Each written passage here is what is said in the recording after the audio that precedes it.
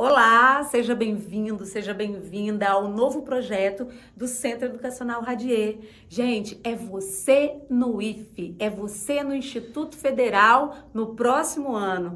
Tá aí se preparando, né? Querendo a sua vaga no Instituto Federal, numa vaguinha, né? Linda e maravilhosa, num curso técnico integrado ao ensino médio? Então nós vamos te ajudar, porque semanalmente você estará aqui conosco no canal do YouTube com dicas e conteúdos com os mais feras, né, dos preparatórios para o Instituto Federal. Então, você vai ter aula de português, de matemática, de geografia, de história, ciências, né, contemplando lá biologia, química, física. Gente, tudo para vocês. Então, semanalmente, uns 15, 20 minutinhos de quê? Dicas e conteúdos. Então, vem conosco, experimenta aí um pouquinho do que é o nosso preparatório para o Instituto Federal.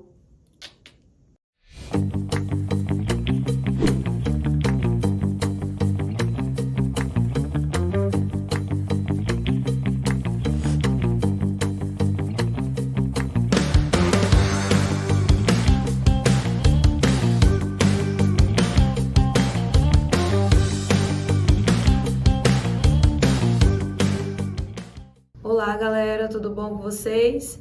Seguindo o tema de biodiversidade brasileira, hoje a gente vai ver um conteúdo sobre biomas brasileiros, tá? E aí, eu sugiro que você assista a aula de clima do Brasil, os climas do Brasil, porque os biomas, né, a gente sempre fala que a vegetação ela é um reflexo do clima, né? A vegetação ela se adapta ao clima que ela está inserida. Então, a gente precisa primeiro ver os climas, tanto que cada bioma que eu vou trazer aqui vai ter um clima referente, para a gente conseguir entender como é que a vegetação ela se comporta diante dessas condições, certo? Então, dá uma olhadinha primeiro, se você pegou essa aula de primeira de biodiversidade, dá uma olhadinha na aula de climas antes de começar essa.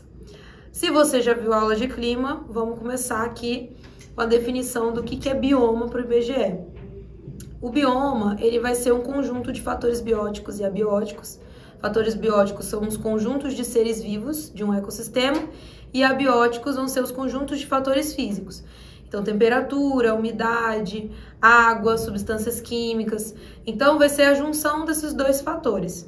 E aí, o que acontece? Quando a gente está falando de bioma, é como se existisse uma certa homogeneidade, né? Então, existem populações de organismos, de fauna e flora, interagindo entre si e com o ambiente físico, e eles têm um certo padrão de acordo com aquela configuração ali. Dito isso, o Brasil ele tem 6 grandes biomas, né? Então, como eu trouxe aqui para vocês, a Amazônia é o maior deles, né? Com quase metade do território nacional, 49,29%. Logo depois vem o Cerrado, com 23,92% do território. Mata Atlântica, com 13%. Caatinga, 9,92%. Pampa, com 2,07%. E Pantanal, que é o menor deles, com 1,76% do território nacional. E aí, começando com o maior de todos, né, a gente vai ver primeiramente a floresta amazônica. Qual que é o clima correspondente da floresta amazônica?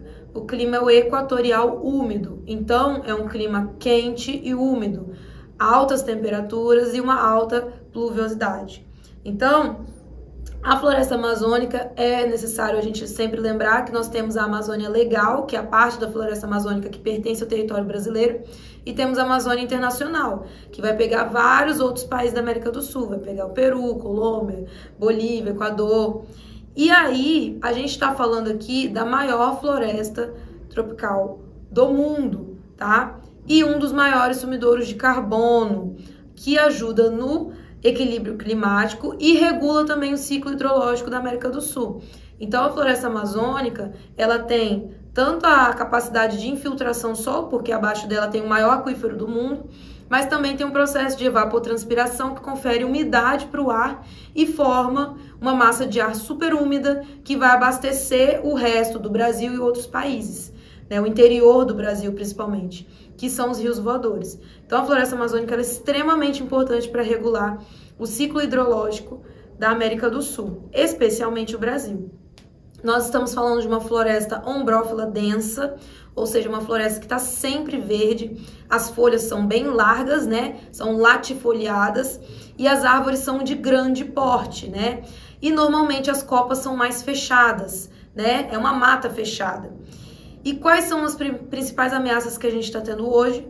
O desmatamento, né, para a expansão do agronegócio, né, expansão agropecuária, que a gente chama de fronteira agropecuária, né, no arco do desmatamento, e a extração ilegal de madeira, junto também com as queimadas e mineração ilegal, né, o garimpo ilegal. Nós temos aqui, eu trouxe para vocês a primeira imagem, a gente está vendo aqui a subdivisão da floresta amazônica. Então, a floresta amazônica ela tem 3 tipos de mata. A primeira aqui no canto a gente tem a mata de terra firme, ou seja, uma região que não alaga em períodos de cheia dos rios. Nós temos a mata de várzea, que é uma mata que ela pode ter períodos de alagamento, de inundação, e fora do período de cheia, ela vai ficar com o solo mais seco, né? Então, essa é a várzea, ou seja, a área do rio que normalmente em período de cheia tem a inundação. A mata de igapó é uma mata que vive na água mesmo, são plantas aquáticas. Então, existe uma diferença. Mata de terra firme está sempre seca, mata de várzea pode ficar inundada em períodos de cheia e a mata de igapó são plantas aquáticas, elas estão sempre próximas aos rios, tipo a Vitória Régia. E aqui a gente tem, né, como eu falei para vocês, como são árvores de médio a grande porte, a gente tem aqui a sumaúma, né? Que é uma árvore que pode chegar até 50 metros de altura, né? Então, a gente está falando de uma floresta com árvores gigantescas, enormes e a copa toda fechada.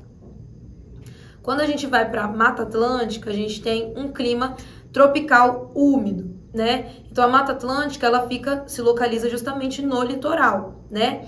E ela recobria, né, no passado, a extensa faixa de litoral brasileira. Só que hoje, como a floresta amazônica, a Mata Atlântica, ela está localizada no litoral, foi no litoral que os colonizadores chegaram, né? A primeira atividade econômica foi a extração de madeira, especialmente do pau-brasil. Então, a Mata Atlântica, ela é o bioma mais desmatado do Brasil. Por quê? Porque o processo de desmatamento da Mata Atlântica vem desde o início da colonização. Então, hoje, resta apenas 12,4% da sua vegetação originária, né? Esse desmatamento foi causado no início, né, com a colonização, com o extrativismo vegetal e mineral. Ou seja, então a gente teve o extrativismo do pau-brasil e posteriormente o ciclo do ouro também, né? E o desmatamento para colocar vilas, indústrias, etc. Posteriormente, na região sudeste, a gente vai ter a industrialização e a urbanização. A região sudeste, que tinha grande parte do seu território composto por Mata Atlântica, vai ser desmatado para colocar indústria e cidades, né? Até porque é a região mais urbanizada do Brasil. E aí, as árvores são de médio a grande porte. A floresta também é fechada, né? Uma floresta densa, com rica biodiversidade e fauna e flora, tá? Então, aqui eu trouxe para vocês um mapa antes, né, do descobrimento, da colonização e atualmente, né, a diferença que a gente tem. Percebam que a Mata Atlântica, ela está localizada justamente próximo às áreas mais populosas do Brasil, né? Grande parte da população brasileira vive nos litorais. Então, você percebe que é justamente a localização da Mata Atlântica. Por isso que é o bioma mais desmatado, certo? Mata dos Pinhais ou Araucárias é um tipo de bioma que vai ocorrer em regiões de clima subtropical, né? Ou seja, com um clima mais frio. Então, ela vai ocupar a região sul e as serras do sudeste. Então, você vai encontrar, por exemplo, no interior de Minas, no interior de São Paulo também, as áreas de serra. Por quê? Porque é um tipo de vegetação que gosta de um clima um pouco mais ameno, né? A gente chama essa floresta, né, com a vegetação acicoliada, ou seja, as folhas elas têm formato de agulha, né? E tem uma pequena variedade de espécies vegetais, não há uma grande biodiversidade, as árvores elas têm a mesma padronagem. Então, a vegetação predominante vai ser a araucária mesmo, que dá o nome desse bioma, ou o pinheiro do Paraná. Nós temos o cerrado aqui, com um clima tropical típico, né? vai ficar localizado na região central do Brasil. E esse bioma ele tem uma característica muito específica. Essa vegetação ela vai estar adaptada a alguns períodos de estiagem, né? Porque a gente sabe que o clima tropical típico são verões chuvosos e invernos secos. Então essas árvores, essas vegetações, elas estão adaptadas a esses períodos que vão ficar um pouquinho mais secos. Então as árvores são de pequeno a médio porte, com tronco retorcido. As raízes vão ser mais profundas para conseguir absorver a água lá do interior do solo e as cascas mais grossas. Por que a casca grossa? Para evitar a perda de água para o ambiente. A gente também tem as folhas mais pequenas e essas folhas elas caem em períodos de seca, né? Para gastar menos energia e água. Essas árvores também ficam espaçadas no território, não é aquela floresta fechada como a gente viu até o momento com a Mata Atlântica e a Floresta Amazônica. E a gente tem os solos mais arenosos, por isso que as raízes elas têm que ser mais profundas, né? Ocorrem queimadas naturais em alguns períodos mais secos, né? Mas em períodos como o verão, esse tipo de queimada não ocorre. Nós temos a caatinga também, que vai ficar no tropical semiárido, né? Então vai ocupar principalmente as áreas do sertão do Nordeste e vai pegar também uma porção norte do Sudeste, principalmente o norte, o extremo norte de Minas Gerais. O que acontece? São arbustos e plantas xerófilas ou xerófitas, que estão adaptadas à falta de água. Então, a gente está falando de vegetações que têm um padrão um pouco parecido com o do cerrado, né? Então, os galhos retorcidos, as raízes mais profundas, as folhas pequenas que caem em períodos de seca. E nós temos também o caso, né, dos espinhos, né, formados no lugar das folhas, né? Justamente para evitar a perda de água. Então, cactos e bromélias são tipos de espécies que são muito comuns na caatinga, porque são espécies adaptadas a essa falta de água, nesses períodos de estiagem. Mais ao sul, a gente tem os pampas ou os campos sulinos, que vai ser correspondente a um clima tropical e subtropical, né? Vai ocorrer nos estados do Rio Grande do Sul, Santa Catarina, pega também um pouquinho do Mato Grosso do Sul, Paraná, e aí ele se estende, né, pela Argentina e o Paraguai. Essa vegetação, ela é mais rasteira, a gente chama também de gramínea, né? E vai ocorrer alguns arbustos espaçados no campo, tá? As árvores também são de pequeno porte e elas não dependem de grande quantidade de chuva.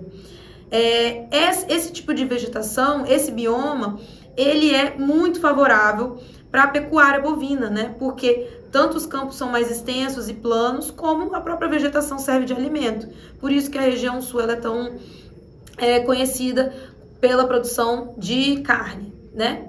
Nós temos também o Pantanal, que fica num clima tropical também, e vai pegar os territórios do Mato Grosso e Mato Grosso do Sul. E se estende também para o Paraguai e para a Bolívia, né? É no Pantanal que a gente vai encontrar formações que vão refletir esse clima tropical. Então, a gente vai ter um verão mais chuvoso, intenso, e algumas estações mais secas. E justamente essa dinâmica que vai definir a configuração do Pantanal. O Pantanal é uma planície próxima à bacia hidrográfica do Rio Paraguai.